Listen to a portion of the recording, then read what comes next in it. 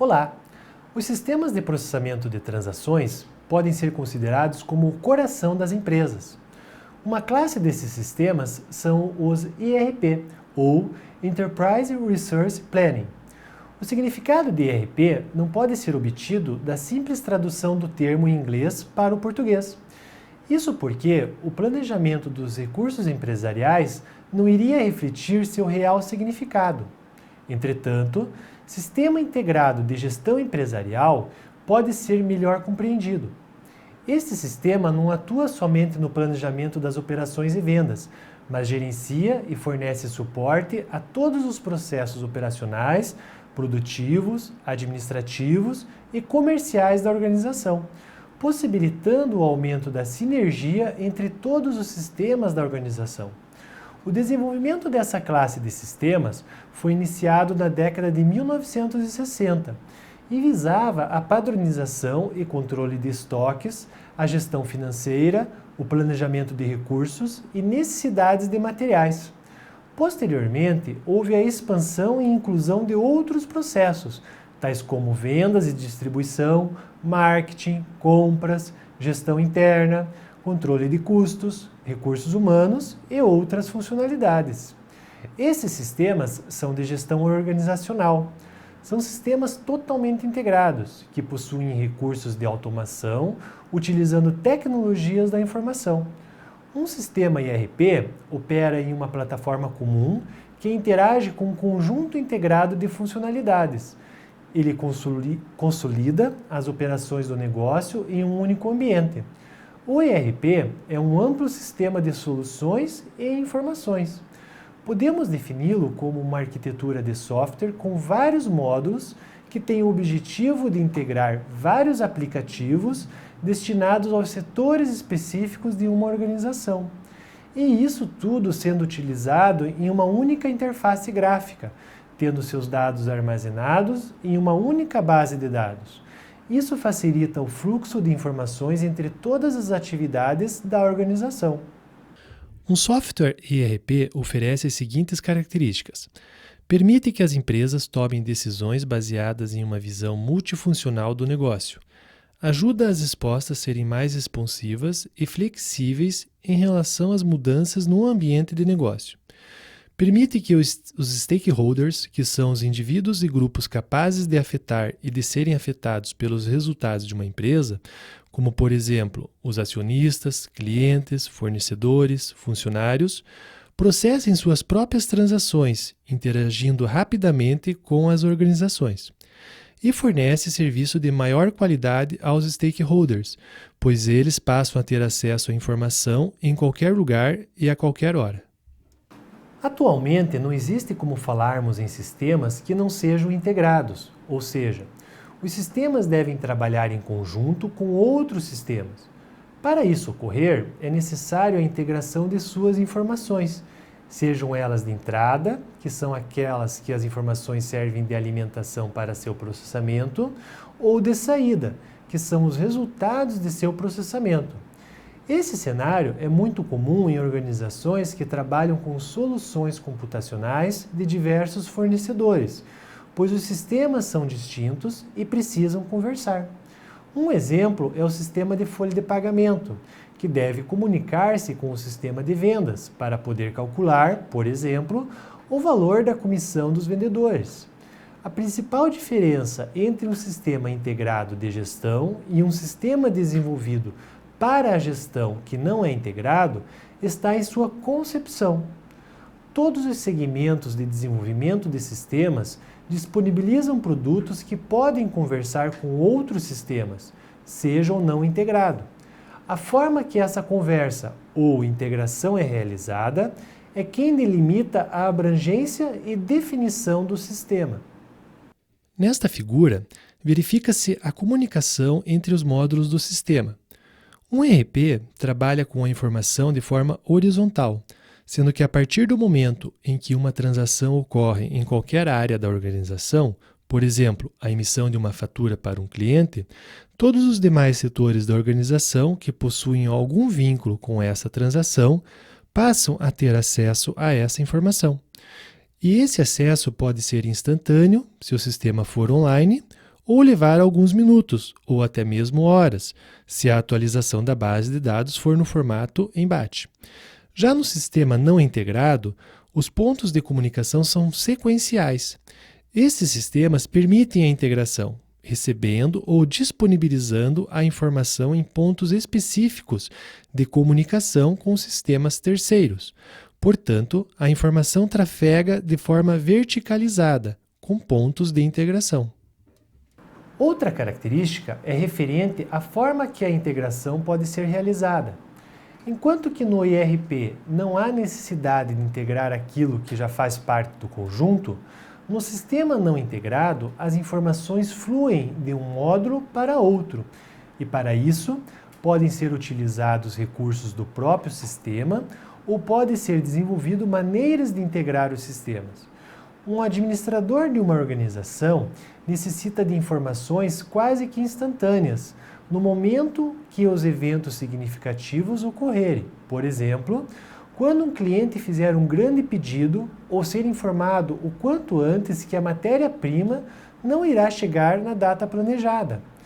É o desejo desse administrador também identificar qual será o impacto desses eventos em cada parte da organização. E vejamos a questão do desempenho da organização. É importantíssimo que o desempenho seja avaliado constantemente e de uma forma geral, ou seja, de todos os setores. É importante, porém, avaliar nas soluções não integradas a existência de possibilidades de integração e a necessidade ou não de customizações. Pode ocorrer em soluções integradas a não existência de muitas especificidades necessárias em uma organização, sendo que tais recursos somente ficam possíveis após a customização da ferramenta pelo fornecedor. Entretanto, soluções específicas para setores da organização podem apresentar a vantagem de já possuírem as especificidades, pois, pelo fato de não existir uma abrangência de módulos, existe uma preocupação maior nos detalhes organizacionais. Portanto, é possível existir em uma organização diversos sistemas de fornecedores distintos que se integram e que produzem o mesmo resultado de um sistema integrado de um único fornecedor. É comum a existência no mercado de fornecedores que trabalham com soluções segmentadas, onde tais fornecedores disponibilizam mecanismos que fazem a comunicação de suas necessidades ou resultados para sistemas terceiros.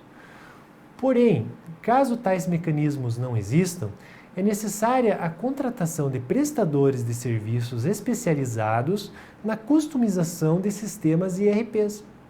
Também existe a possibilidade de optar pelo desenvolvimento próprio, ou seja, ter uma equipe de TI dentro da organização que possibilite essa comunicação entre os sistemas. Um sistema ERP é composto por muitos subsistemas, também denominados módulos. Como existem atualmente no mercado diversos fornecedores desse tipo de sistema, a amplitude dos módulos pode variar mediante o mercado atendido e principalmente as necessidades dos clientes de cada fornecedor.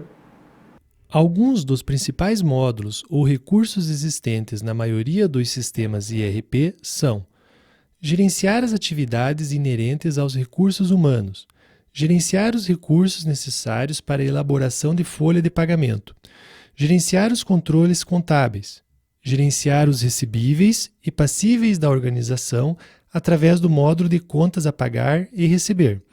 Através do módulo de compras, gerenciar o processo de aquisição de matéria-prima ou insumos necessários para o funcionamento da organização. Gerenciar os processos de venda, relacionados à disponibilização e acompanhamento de entrega de produtos. Gerenciar o controle de estoque de produtos para venda ou bens de consumo. Gerenciar o processo de faturamento. Gerenciar o processo de produção de bens ou serviços da organização através do módulo de manufatura.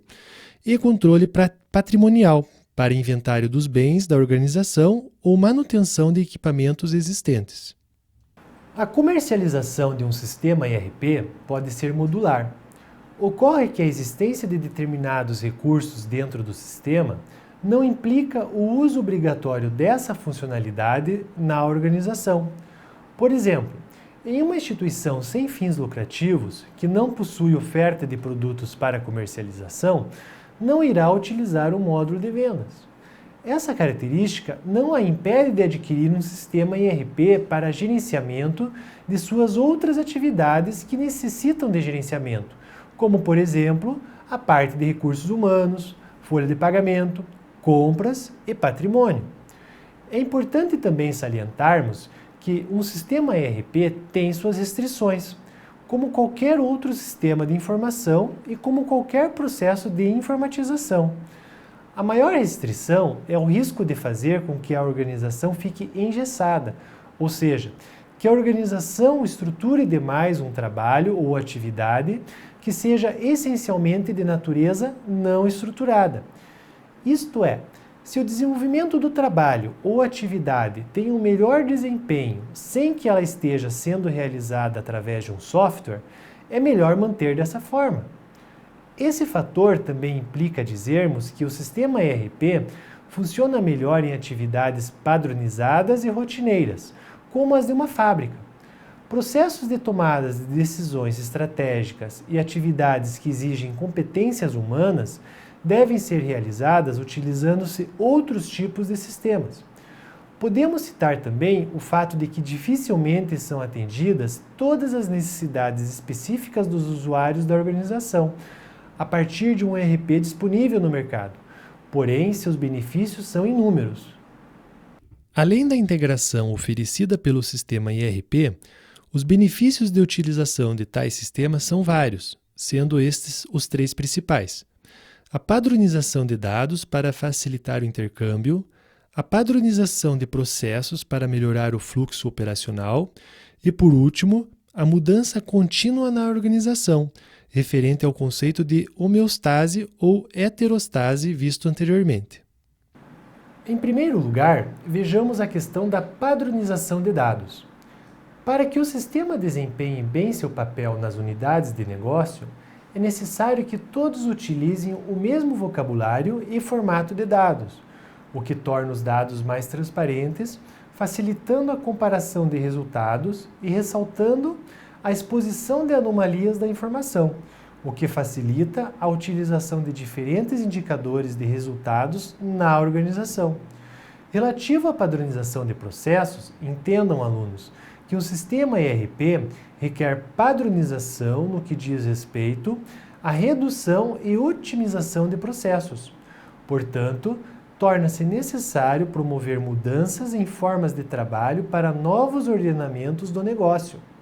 E por último, a mudança contínua na organização, pois a implantação de um sistema ERP na organização deve seguir uma política de mudanças contínuas e planejadas, de modo a permitir aprendizagem organizacional. Através disso, pode-se permitir a liderança do negócio em termos de tecnologias e eficiência operacional, o que pode ajudar a posicionar a organização à frente de seus concorrentes. A aquisição de sistemas ERPs disponíveis no mercado, de uma forma geral, é recomendada em cenários de que a organização necessita aplicações complexas, que necessitam utilizar determinadas tecnologias que não são dominadas pelos colaboradores existentes na organização. Outra recomendação de tal solução, e talvez a mais significativa, ocorre em situações de necessidade de utilização de aplicações dentro da organização que sejam influenciadas por exigências legais ou fiscais, que podem sofrer frequentemente alterações devido a mudanças na legislação. Nesse cenário, os fornecedores do sistema poderão disponibilizar as alterações sem a necessidade real de ações da organização, o que deve ser combinado previamente entre as partes. Enfim, é necessário entendermos que não é possível avaliarmos um sistema somente pelo fato deste ser ou não um ERP. A avaliação deve ser condicionada às características oferecidas pelo sistema e às necessidades existentes dentro da organização. E assim, concluímos esta aula. Até o nosso próximo encontro.